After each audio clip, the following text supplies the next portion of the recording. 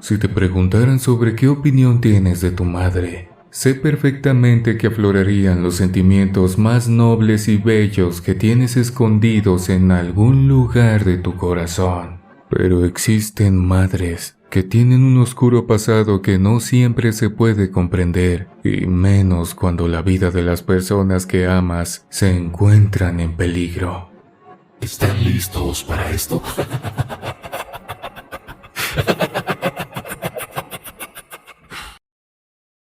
Madre es una bruja. Mi familia está marcada por la fatalidad. En nuestro haber hay muchísimas muertes trágicas repentinas, pocas enfermedades diagnosticadas y una cantidad impresionante que son señaladas como inexplicables. Desde niño me di cuenta de que algo en mi hogar era diferente y eso, de cierta medida, me gustaba, aunque no era capaz de explicarlo. Mi padre se llamaba Miguel Montes y se dedicó desde siempre a las ventas inmobiliarias. A menudo solía decir que no era bueno en casi nada, pero se consideraba el mejor a la hora de hablar. Tenía un inmenso poder de convencimiento con el cual se posicionó como el mejor vendedor de su empresa y luego se independizó para no tener que otorgar comisiones a nadie. Cuando fui niño, él laboraba en una casa inmobiliaria con sucursales en diferentes estados de la República, así que nos mudábamos todo el tiempo. Estudiaba un par de meses en una escuela, 2 o 3 en otra, y terminaba mi ciclo escolar en una distinta. Jamás lo voy a negar, fue complicado. Así como hacía amigos, me tenía que despedir de ellos y llegó un momento en el que dejé de hablarle a mis compañeros, con el propósito de ahorrarme unas cuantas lágrimas el día en que mi padre anunciara que deberíamos cambiarnos de ciudad. Por otro lado, mi mamá lleva por nombre Sara Montes y se ha desempeñado desde hace muchos años como consejera profesional. Sin embargo, no posee un título de psicología ni en trabajo social o alguna carrera relacionada. Hoy, tras lo que descubrí, entiendo la razón, pero en aquel entonces ni siquiera me lo pregunté. Recuerdo que ella solía elegir una habitación de la casa en la que nos alojábamos y decía: "Este será mi estudio, nadie puede entrar".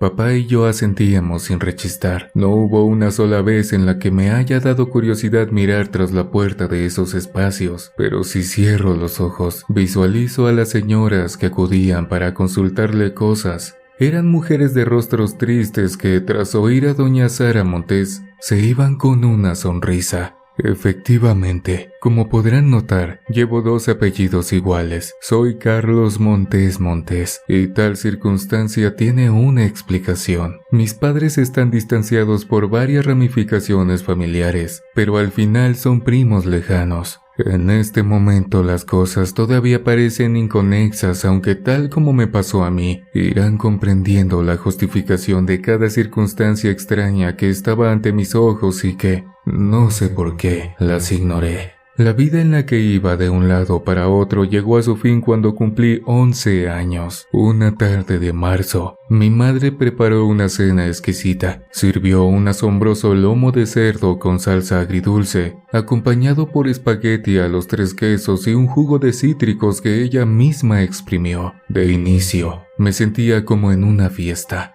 Cuando terminamos de degustar los alimentos, mamá se levantó y trajo una pequeña caja de color amarillo que le entregó a su esposo con una alegría que se le desbordaba por los ojos. Papá la abrió presuroso. No obstante, su sonrisa de júbilo por recibir un regalo se fue difuminando. Sacó un pequeño objeto blanco del tamaño de un bolígrafo, ante el cual guardó silencio. Yo tomé aquella cosa y pude ver que tenía una especie de pantallita en la que se veían 2 líneas rojas. Tras unos segundos de suspenso en los que Miguel Montes no dijo ni una sola palabra, mamá anunció con infinito júbilo: "Estoy embarazada. Va a nacer en octubre o a principios de noviembre. Es un designio del universo". Para mí fue la noticia más hermosa del mundo. Tendría un hermano o hermana para jugar y ya no estar solo. Corrí a abrazar a mi madre y le sobé el abdomen aunque todavía no se le abultaba. Por supuesto, aproveché para presentarme con el bebé y le dije: "Soy Carlos.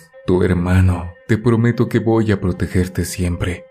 Mis padres me dejaron disfrutar de la noticia mientras comía una gran rebanada de pastel, postre con el que cerramos la cena. Luego vi que papá tomó a mi madre del brazo y se fueron a su habitación. En la actualidad, estoy seguro de que él ya sabía lo que ese bebé significaba en sus vidas e intentó ocultar su desagrado para que no me asustara o pensara mal de mi familia. Pero incluso si en aquel entonces yo desconocía lo grave que era el asunto, comprendí que no estaba feliz. Mi primera idea fue que le preocupaba la edad. Quiero decir, él tenía 37 años, lo cual no era un problema. Sin embargo, mi mamá contaba con 35, número que ya se considera de riesgo para que una mujer dé a luz. De todos modos, no me importó su reacción. Yo sí quería un hermano con el cual jugar fútbol o una hermana a quien defender de los niños que le jalaran el cabello. Por ese motivo, decidí mostrarle al jefe de la casa los beneficios que llegarían con el nuevo miembro de la familia, y en cada oportunidad le contaba cuán feliz me encontraba por ese maravilloso suceso. Extrañamente, la postura de mi papá no se modificó. De hecho, el vendedor alegre y vigoroso se fue apagando hasta que desapareció. Lucía siempre pálido, perdió demasiado peso y no lo pudo recuperar ni siquiera con ayuda de un nutriólogo. Las mudanzas se detuvieron de forma abrupta, pues el esposo de doña Sara, mi padre, necesitaba atención médica continua. Le hicieron innumerables exámenes, aunque ninguno arrojaba un resultado pleno. Un médico sugería diabetes, el otro lo descartaba y decía que era cáncer. Un tercero venía y aseguraba que no se trataba de eso, sino de una simple anemia a punto de convertirse en leucemia, y emitía una receta con la que prometía darle fin al suplicio. En uno de sus peores días, oí al elocuente Miguel Montes decir: «Ningún doctor sabe lo que me pasa, pero yo sí. Una bruja me va a matar porque no estuve de acuerdo con sus planes. Esa criatura no debería nacer».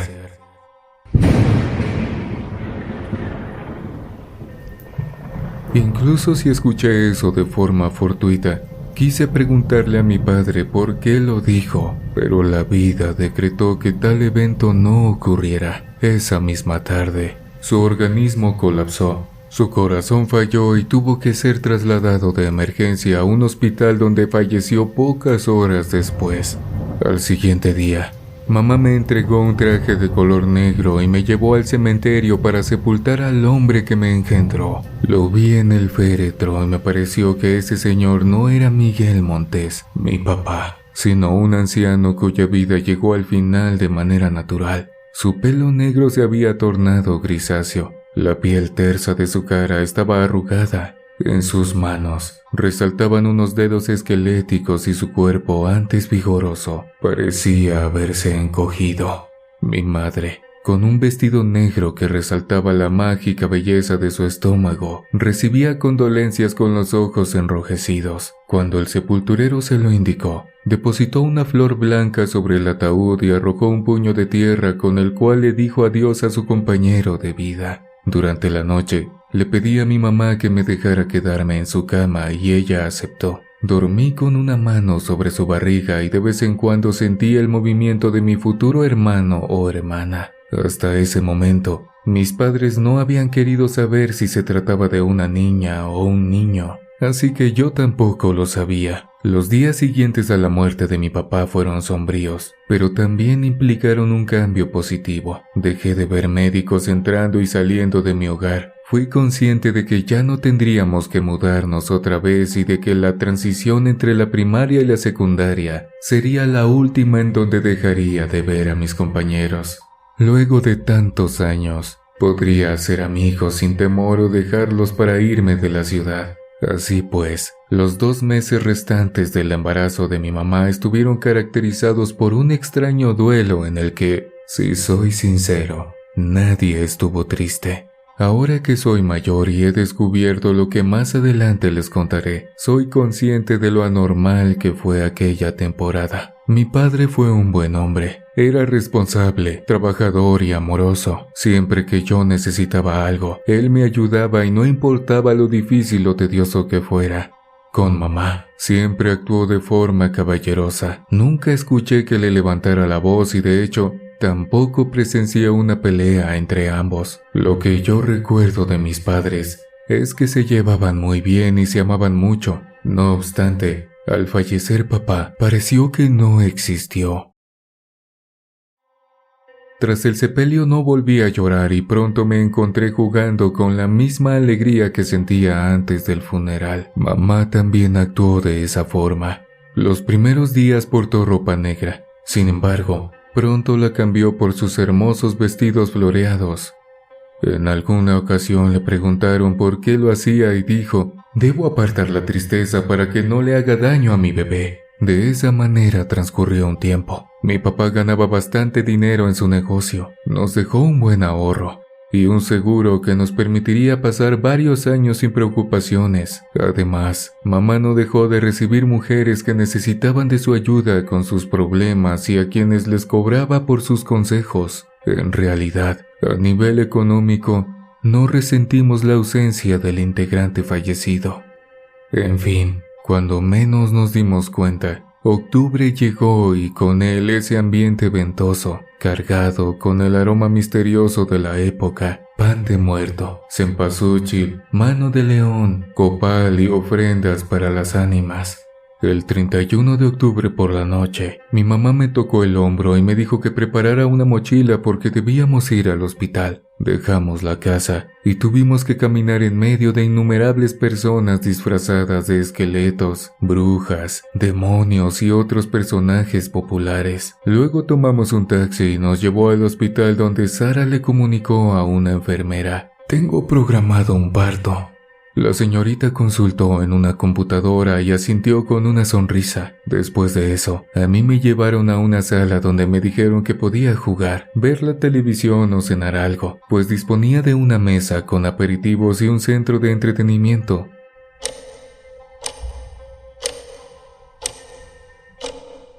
En una esquina, un reloj me indicó que eran las 9 de la noche. Más o menos a las 11:30 me quedé dormido, pero descansar en un lugar extraño me obligó a despertar cerca de las 3 de la madrugada.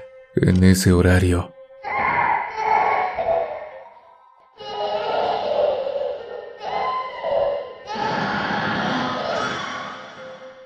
no sé si oí bien, pero percibí el llanto de un bebé y hasta hoy creo que fue el primer aliento de mi hermana, ya que en efecto fue una niña. No me di cuenta de cuándo me volví a dormir. Al amanecer me visitó una enfermera y me dijo que ya podía ir a ver a mi mamá. Lo hice a la carrera, todavía medio dormido. En otra habitación me esperaba mi madre. Se veía pálida y cansada. Junto a su cama se ubicaba una sencilla cuna y en ella dormía plácidamente mi hermanita. La vi como la cosa más hermosa del universo. Era pequeña, delicada y tranquila. Tenía unas pestañas hermosas y unos labios pequeñitos de color rosa. Volteé a ver a mi mamá con una sonrisa de oreja a oreja y estaba a punto de expresarle lo feliz que me encontraba. Sin embargo, ella miraba al techo como si estuviera aburrida. Con 12 años recién cumplidos, logré percibir que algo estaba mal, pero la cercanía de la adolescencia me impidió pensar mucho en el asunto. En lugar de preguntar qué ocurría, lancé sobre la mesa una propuesta. ¿Puede llamarse Sonia? Mi madre dijo que sí. Volvimos a casa 2 días después y desde ese momento las cosas comenzaron a ser complicadas. Mi mamá no se tomó una cuarentena, sino que llenó su agenda y reanudó sus sesiones de consejería. En el pasado, papá y yo teníamos prohibido entrar al estudio. No obstante, mi hermana logró colarse junto con su cuna. En los días venideros, la chiquilla de mejillas regordetas fue perdiendo peso. Dejó atrás el rubor de sus mejillas y pasaba hora tras hora llorando. Incluso si sentía un amor intenso por Sonia, su llanto ininterrumpido me irritaba. Aguanté todo lo que pude, pero al final me quejé y mamá me aseguró que un médico la atendió cuando yo me encontraba en la escuela, de modo que pronto cambiaría la situación. Así fue. Mi hermana fue recuperando la salud, ganó algunos kilos y yo me volví a enamorar de su ternura. Siempre que podía, la mantenía sobre mi pecho y le masajeaba la espalda, aunque eran solo unos minutos, pues resultaba mejor que se mantuviera en la cuna del estudio, ya que mamá solía atender a sus clientes casi todo el día. Pasados unos 4 meses, la historia se repitió. Sonia empezó a adelgazar, no quería comer, lloraba de día y de noche. El médico volvió a revisarla mientras me hallaba en la secundaria y al paso de las jornadas se recuperó. Eso se volvió una rutina. Mi hermana sanaba, luego se deterioraba lentamente. La atendía su especialista, recuperaba la salud y más tarde caía en picada. Volvíamos al inicio. Por fortuna, las clientas de mi mamá comenzaron a ser mujeres de excelente posición económica, así que les cobraba el doble o triple. En ningún momento enfrentamos problemas para cubrir los gastos médicos, o eso es lo que decía la señora Sara Montes.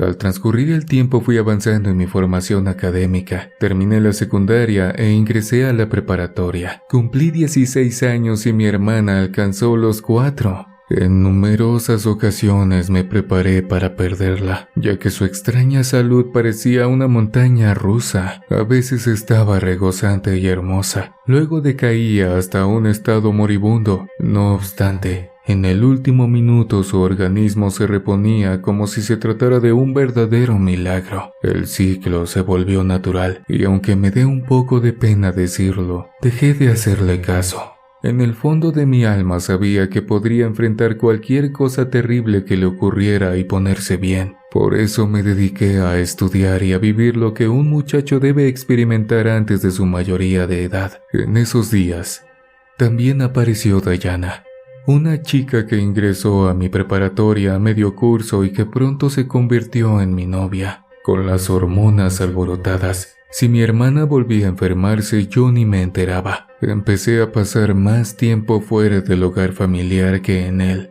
Además, mi presencia no era muy necesaria ya que mamá se encargaba de atender los incidentes. Y entre eso, decidió darle a Sonia una educación privada para que el exterior no añadiera un factor de enfermedad adicional. Múltiples veces vi a mi hermana aprendiendo el abecedario en el comedor junto a Lucero Ruiz, una instructora privada que la trataba con delicadeza y entendía la fragilidad de su existencia, pero que avanzaba demasiado lento en sus lecciones, ya que el círculo enfermizo de Sonia requería a veces hasta un mes de pausa antes de retomar actividades más o menos normales. A lo largo de ese lapso, estuve cegado.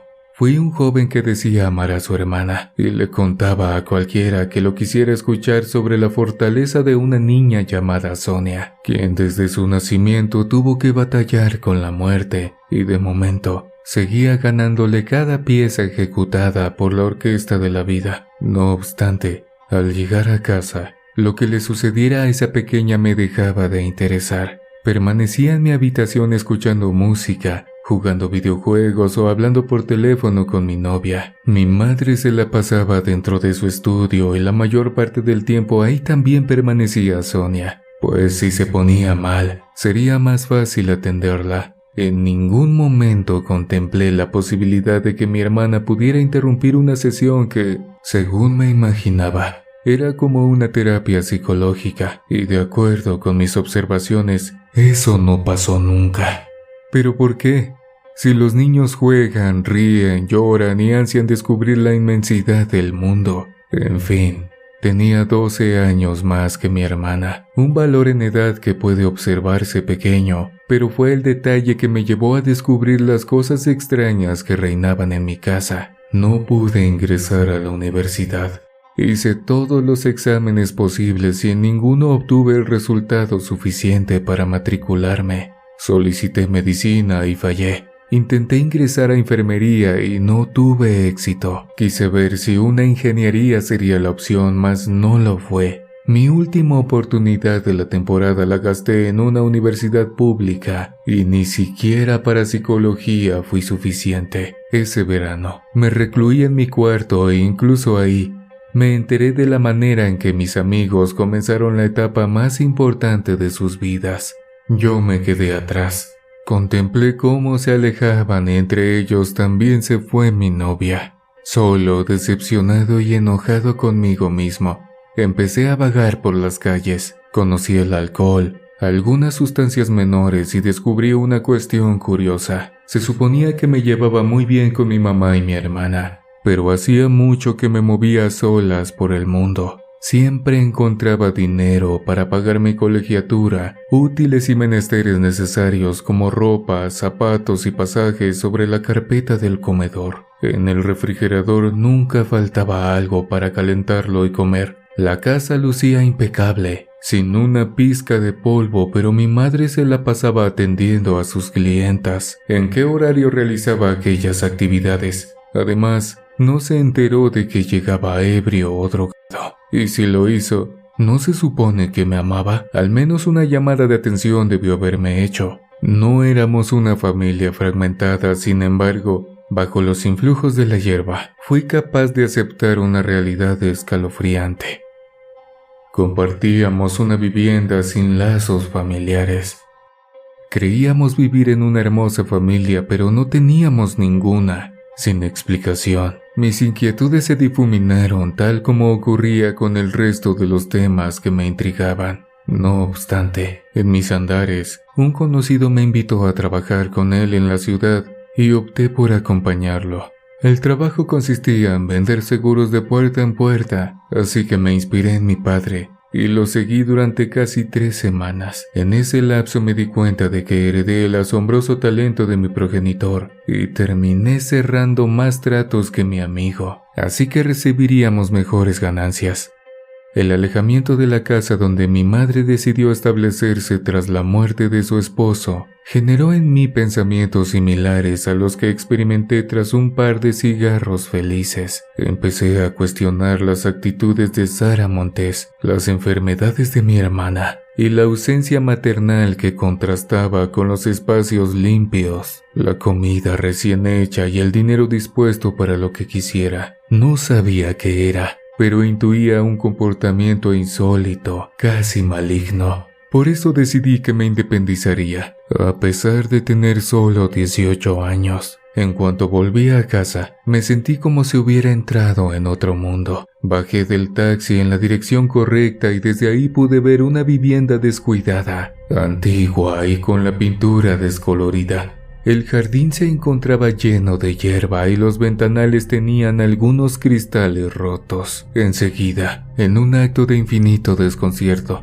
parpadeé lo más rápido que pude y la imagen se difuminó. Mis ojos captaron la bella fachada de mi hogar y la fragancia que despedían innumerables flores recién podadas. Entré y saludé. Mi mamá respondió desde su estudio: «Bienvenido, hijo, estoy en consulta». Las cosas volvieron a ser como antes, con la diferencia de que una intranquilidad me estrujaba el pecho, a tal grado que decidí sacar lo imprescindible para irme a un cuarto ubicado a 10 minutos en coche. En medio de esas 4 paredes, me ocurrió algo que no puedo explicar. Fue como un proceso de abstinencia. De manera previa, los días en que estuve vendiendo seguros con mi amigo, anhelaba regresar a mi nido familiar y lo hice 2 semanas después. Cuando salí de casa con la intención de no regresar, ese deseo se intensificó y actué tal como un drogadicto a quien le restringieron las sustancias. Solo pensaba en mi casa, en mi mamá, en la habitación donde crecí o en mi hermana tomando clases junto a Lucero. Como pude lo resistí. Enfrenté innumerables pesadillas en las que una voz femenina me llamaba desde la calle y me ofrecía acompañarme de vuelta a donde debía estar, pero al negarme, se convertía en una criatura deforme y huesuda que trataba de arrastrarme a la fuerza. Con el paso de las semanas, la intranquilidad fue cediendo. Y entonces llegaron a mi cabeza ideas que en el pasado no se me ocurrieron. ¿Por qué a Sonia nunca la llevamos a un hospital para que la examinaran adecuadamente? Me armé de valor y decidí hablar con mi madre. Al llegar a la casa, otra vez la vi avejentada y fea, pero al parpadear recuperó su hermosa imagen. Entré y me recibió el delicioso aroma de un postre recién horneado. Luego mamá me avisó: «Come algo, querido, estoy en consulta». De inmediato caminé hacia la cocina y encontré un exquisito pie de queso que todavía emanaba vapor. Corté una rebanada y, estando a punto de morderla, ante mis ojos se convirtió en una plasta de gusanos negros que se derramaron sobre la mesa. Grité con espanto y solté el plato, mismo que se hizo pedazos contra el suelo, pero fuera de las esquirlas, el azulejo permaneció limpio. Ningún pie lo ensució, mucho menos una miríada de larvas. Ante mí, sobre la mesa, el postre se mantenía intacto.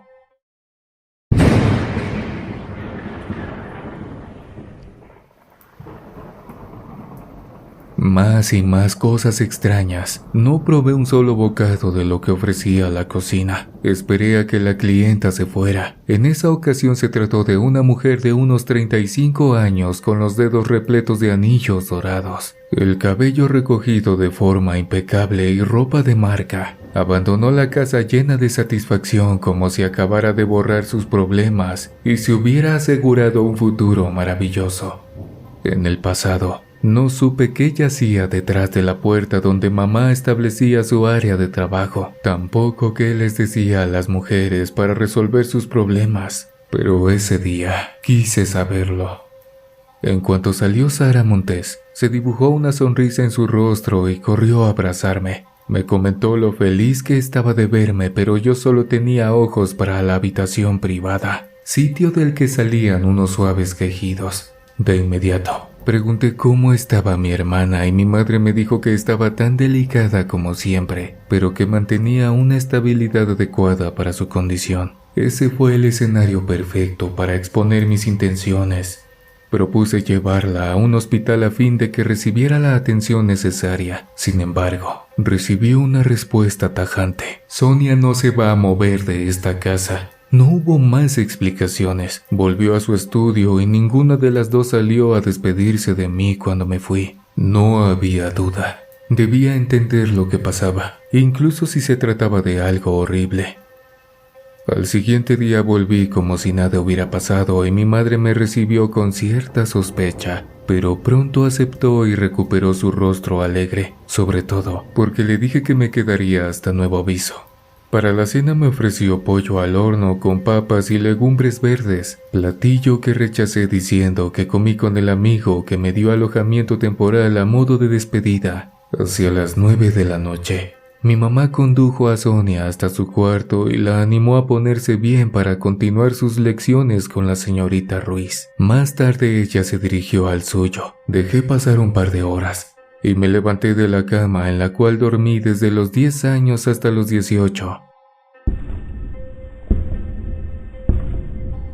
Salí de mi habitación y me moví por la casa oscura. Nada lucía fuera de lo normal, aunque a veces, en medio de mis parpadeos, lograba atrapar una escena ruinosa e inestable.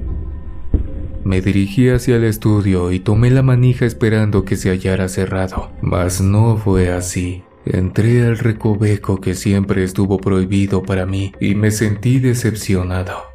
No tenía nada raro. Un enorme librero dominaba la pared del fondo. Enfrente destacaba un diván de color claro y un sofá individual donde mi madre se sentaba. 2 estantes con puerta de cristal albergaban diversos frascos y hierbas similares a las que se usan para preparar el té. Junto a la única ventana, observé una cama individual con una cobija de estrellas azules y peluches variados. Ahí era donde mi hermana debía pasar el tiempo mientras se efectuaban las consultas. Luego de echar un vistazo con más detenimiento, noté que la parte superior del librero estaba adornada con diversas figuras de cerámica, barro y otros materiales. Acomodé un par de ellas y coloqué en medio un diminuto cubo de color negro, el cual pasaría inadvertido a menos que alguien limpiara el mueble, cosa que no ocurriría pronto, porque las repisas carecían de la más mínima presencia de polvo. Me apresuré y no esperé a que amaneciera. Regresé al lugar donde rentaba y encendí la computadora a la que estaba enlazada la cámara, es decir, el discreto cuadro ubicado entre los adornos del estudio,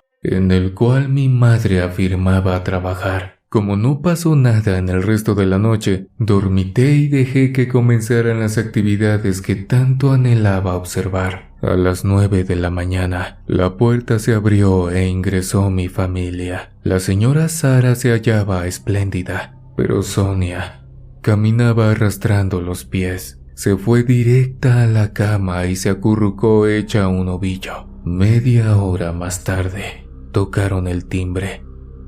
Mi madre salió del cuarto y regresó con una mujer joven, alta, de larga melena rizada y porte altivo. Mamá le preguntó en qué podía ayudarla, y la visitante, que dijo llamarse Minerva, comenzó a contarle que en su niñez soportó mucha pobreza. En cuanto cumplió 12 años, su padre la empezó a comercializar. Su preciado tesoro se lo entregó a un viejo asqueroso y por ello cobró unos cuantos pesos, lo suficiente para comer durante 2 días y comprarle un vestido pequeñísimo, su nuevo uniforme de trabajo. Hacia los 16 años, después de ser vendida por un rato a un capataz inmundo que la golpeó con la justificación de que así obtenía su disfrute, determinó que quería otra vida. Fue la última vez que jineteó sobre un masculino y también la última ocasión en que vio a su padre. Aprovechaba toda oportunidad para robarle dinero a sus clientes y con eso juntó lo suficiente para comprar un pasaje que la llevaría a la ciudad. Ahí comenzó a trabajar de sirvienta en la casa de un viudo con buena posición económica, cuya soledad lo llevó a enamorarse de ella como un adolescente. Si bien no le resultaba importante una diferencia de edad que rondaba los 50 años, la muchacha sí puso condiciones. Para empezar, dejó claro que no aceptaría nada a menos que hubiera un matrimonio de por medio, lo cual de momento era imposible debido a que le faltaban meses para cumplir 17 años. El acuerdo de la clienta fue fácil. Aceptaría su cortejo, pero el señor no podría tocarla hasta que fueran esposos. En 1 año con 3 meses, tiempo en el que celebraría su 18º cumpleaños, el viudo, quien vivía en una casa sola, puesto que sus hijos ya eran mayores e independientes, la llenó de regalos y detalles. Aprovechó el tiempo para convertirla en una dama, con maquillaje, zapatos altos, extensiones de primera calidad y ropa de diseñador. Nadie se imaginaba que era casi una niña. Resultó que al cumplirse el lapso acordado, se celebró una bonita ceremonia en la que Minerva lució como una verdadera reina, pero su golpe de fortuna acabó en la luna de miel. Su esposo tenía problemas para consumar su matrimonio, así que la espera fue en vano, pues ni las pastillas pudieron ayudarlo. De todas formas, como su legítima esposa, lo atendió con tanto cariño como pudo. Pero ella necesitaba vivir la vida y no la podía compartir con un anciano. Por eso visitaba a Sara Montes, para que sus dones la ayudaran con su problema. El divorcio no era una opción. Quería que muriera lo antes posible y dejara todo a su nombre. Cuando la mujer terminó de hablar, mi madre sonrió e hizo un ademán tranquilo con la mano. Sus labios se movieron para decir: «Puedo hacerlo, pero te costará bastante». La clienta sonrió y afirmó que no sería nada en comparación con la fortuna de su marido. De inmediato, Sara se dirigió al anaquel de los frascos y para mi sorpresa, resultó que las puertas mostraban una imagen falsa. Reveló un armario con recipientes diversos, pero de aspectos muy distintos. Observé líquidos parecidos a la sangre, botellas con animales y no estaba seguro, pero en el fondo creí distinguir algunos pequeñitos que no pudieron existir metidos en frascos de cristal. La mujer que me dio la vida de repente se comportó como una persona desconocida.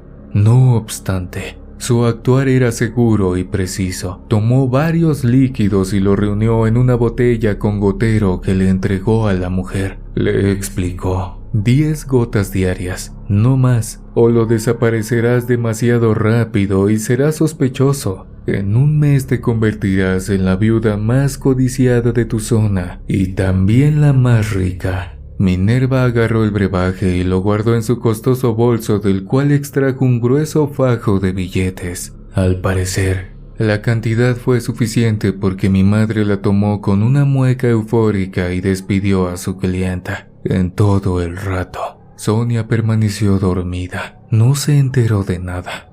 Pasaron unos 30 minutos y el timbre volvió a sonar. Ingresaron al estudio 2 personas. Una señora como de 50 años y una chica de unos 25. La mujer tenía un aspecto demacrado. Llevaba los labios partidos y unas ojeras inmensas. Al sentarse en el diván, se reclinó como si no tuviera fuerzas ni para mantenerse erguida. Sara ni siquiera tuvo que escuchar el relato de las visitantes, pues sentenció: a tu madre la están eliminando. La joven se cubrió la cara y suplicó ayuda, asegurando que podría pagar lo que fuera. Sacó su cartera y puso sobre la mesa un rectángulo de papel. Deduje que se trataba de un cheque en blanco. Mi mamá lo hizo a un lado y abrió otra vez el falso estante. Extrajo unas hierbas y un par de huevos. Sin perder el tiempo, comenzó a pasar los ramilletes por el cuerpo de la señora.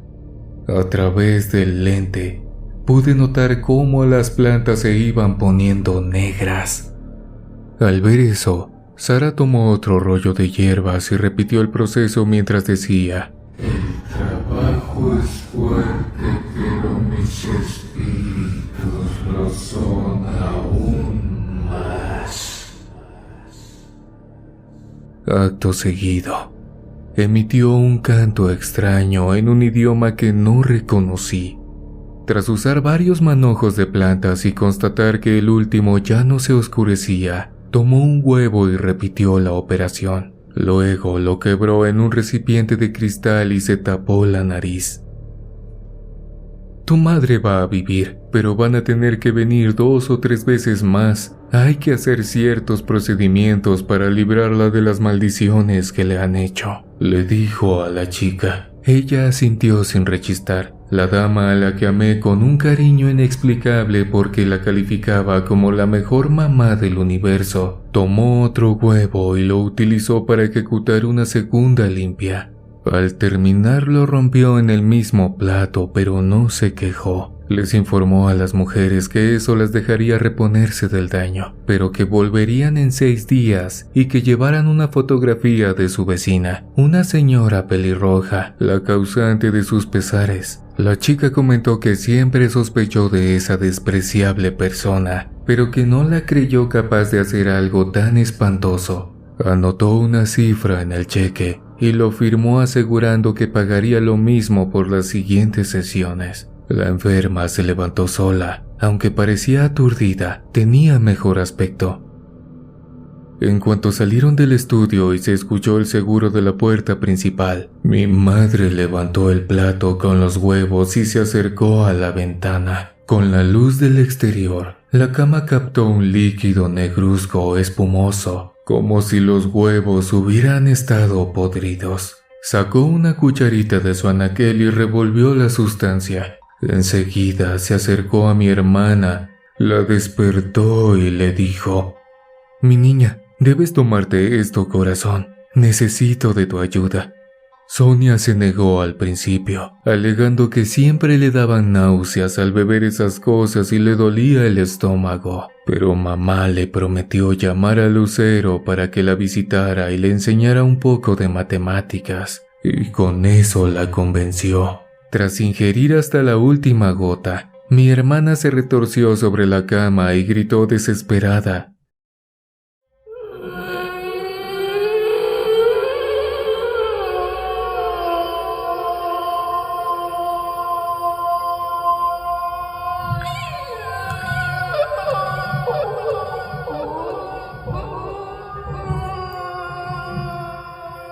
Yo, a varios kilómetros de ahí, apreté los puños con furia y guardé el video. Sin importarme nada, me dirigí hacia la casa de mi madre y entré con el ímpetu de una tormenta. Llegué cuando no había clientes, así que hallé a Sara en la cocina y le grité que me llevaría a Sonia en ese instante. Ella se negó y me llamó insensato. Pero cuando le puse mi celular en la cara con el video de cómo la obligaba a beber sus porquerías, se quedó callada. Di la vuelta para buscar a mi pequeña hermana. Sin embargo, mi mamá me detuvo y me juró que me explicaría las cosas. Oí una confesión repugnante. Se llamó a sí misma una guardiana, pero aseguró que la palabra más popular para un ser como ella era bruja.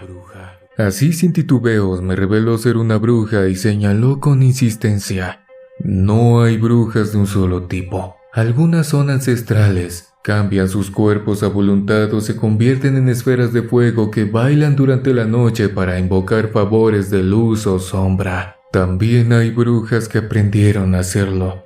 En Haití abundan. En Veracruz tengo algunas conocidas. Ellas bailan, rezan o preparan rituales complejos con los que llaman a seres inimaginables, ofrendan sus energías y alguna vida para cumplir sus deseos o los de otra gente. Por supuesto, hay brujas naturales, esas que nacen con dones especiales e inexplicables. Nuestra familia tiene una larga lista de esa clase. Tu abuela y la abuela de mi abuela lo fueron, y yo lo soy ahora. Me resultó indignante escuchar esa sarta de patrañas, pero le dije que estaba bien si creía eso. Por mi parte, era libre de seguir con sus brujerías, pero a mi hermana me la llevaría en ese instante. Al fin entendía por qué se enfermaba tanto. Mi madre me miró horrorizada y me dijo que no podía hacer eso porque la necesitaba. Fue espantoso saber que sus delirios involucraron a un ser inocente, a su propia hija, y me imagino que ella dedujo mis pensamientos, así que me explicó sus razones. Cada bruja de los Montes tiene un mandato desde tiempos inmemorables. Debe casarse con alguien que pertenezca a su linaje e instruir a su primer hijo en el arte oculto, tal como ella debió haber sido educada en su juventud. Cuando me casé con tu padre, un primo lejano que fue el segundo entre sus hermanos, me embaracé y perdí al bebé antes del primer trimestre. Mi legado fue anulado por completo. El segundo hijo de una Montes no posee ni una pizca de virtud. La busqué en ti día y noche, pero se cumplieron las reglas. Si una bruja de mi familia tiene un tercer hijo varón, él puede aprender las enseñanzas, pero nunca dominarlas. Por el contrario, si nace una niña, será un recipiente maravilloso en el cual la maldad puede limpiarse y a quien debemos aprovechar como un regalo divino.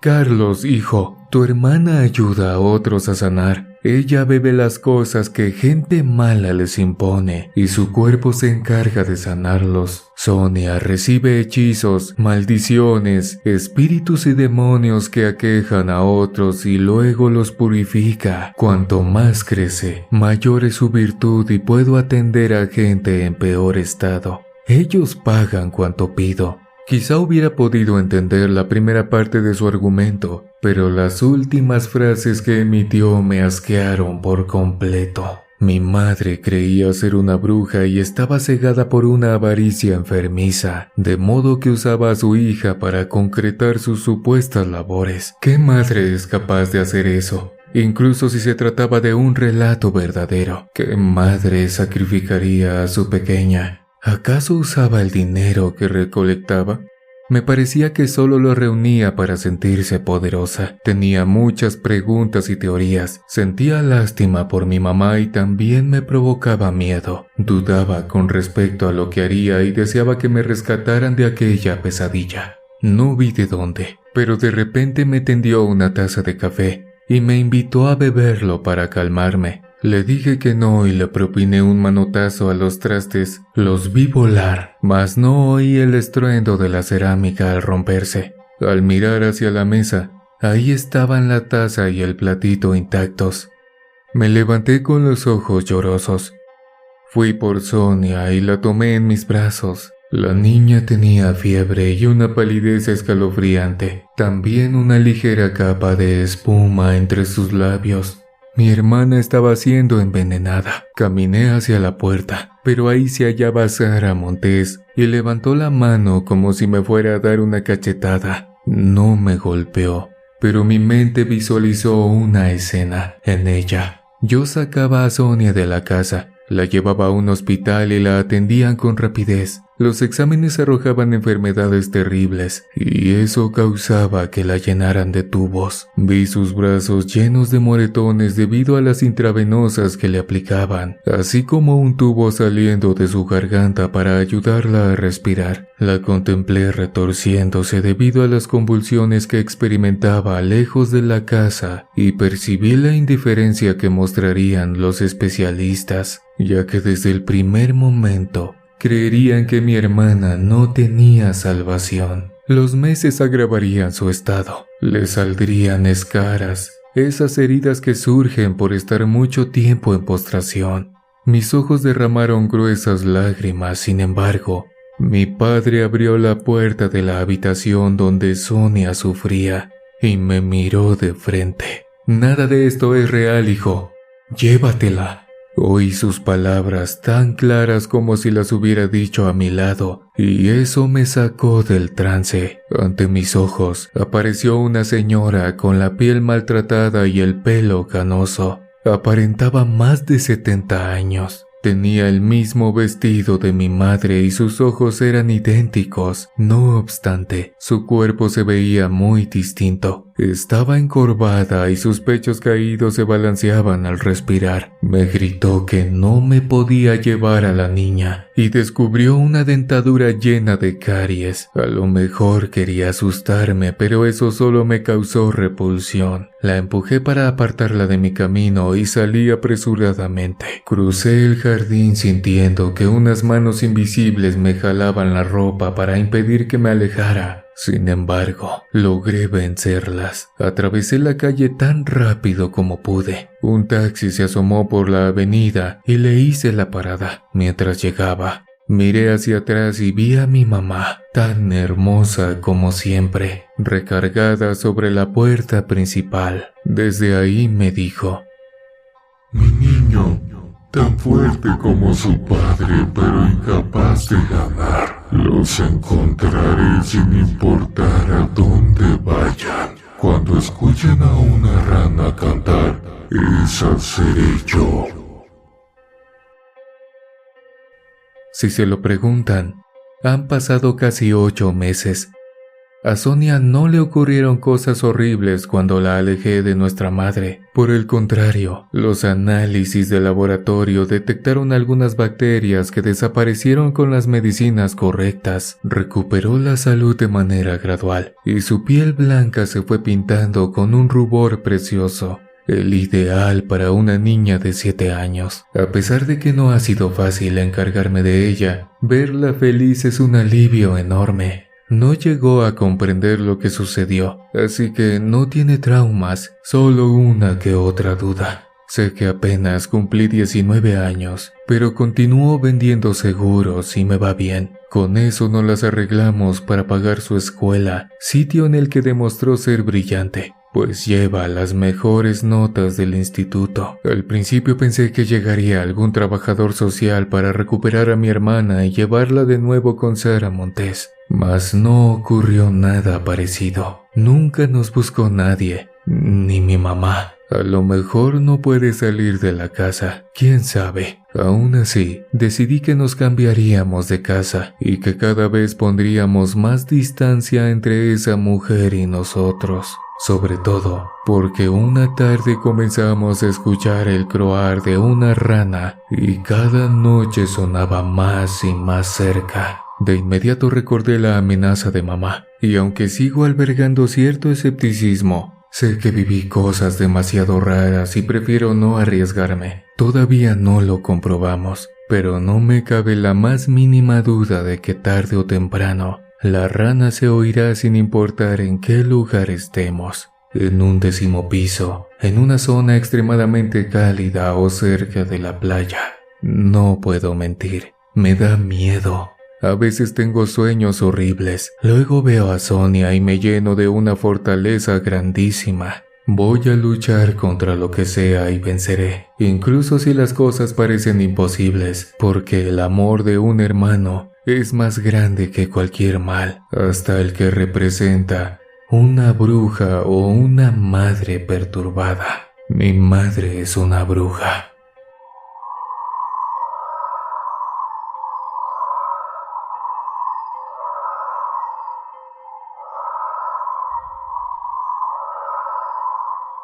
Historia escrita para Oscuro Secreto por A.R. García.